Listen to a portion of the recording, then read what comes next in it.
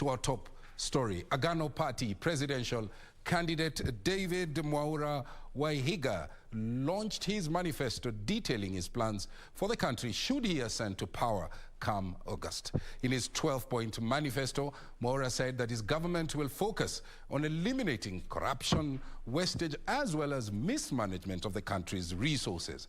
He further pledged to waive 50% of pay as you earn, and also to waive all tax penalties accruing to the date he is sworn in. That is, if he is elected the President of the Republic of Kenya. Nancy Mwaure opens our coverage with that report.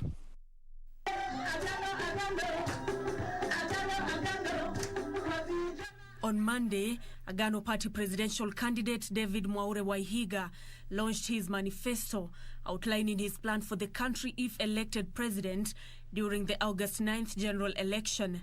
And my running mate and I are asking, why don't you try us? Mwaure becoming the fourth and last candidate to launch his blueprint.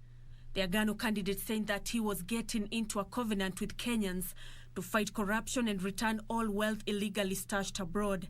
10 years down the line, we would want to be remembered as the presidency that slayed the dragon of corruption, wastage, mismanagement. Mwaure saying that in order to effectively deal with corruption, his government would form a Truth and Recovery Commission to spearhead the conversation on corruption in the country and help recover all funds lost through corruption, which he estimates to be 5 billion shillings a day. Within the first 10 days, we shall give a moratorium to anybody who is holding any money they know they got it corruptly.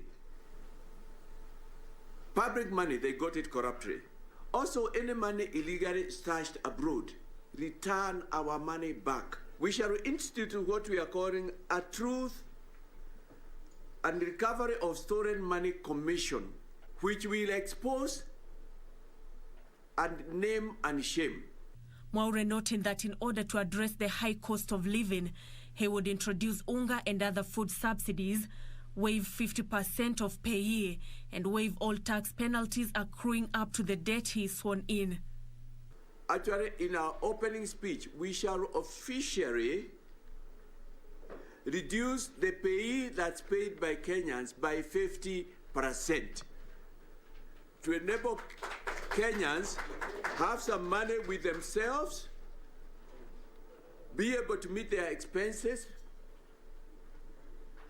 be able to feed themselves, even at the minimum to have 1 meal per day instead of 2 days.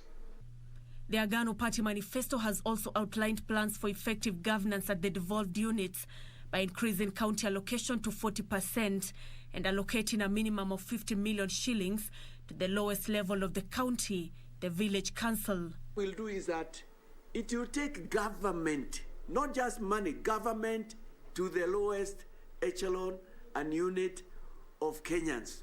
The Agano candidate questioning some of the proposals in the other presidential candidates' manifesto, terming them as lacking integrity and values.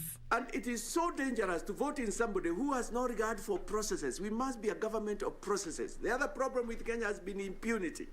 You want to vote for a leader that is not tainted in vices like corruption, tribalism, nepotism, adultery, greed, and abuse of power. With the four presidential candidates having officially launched their manifestos, the stage is set for the August 9th general election, with Agano's David Mwaure saying that Kenya was ready to experience what a new set of leadership has to offer.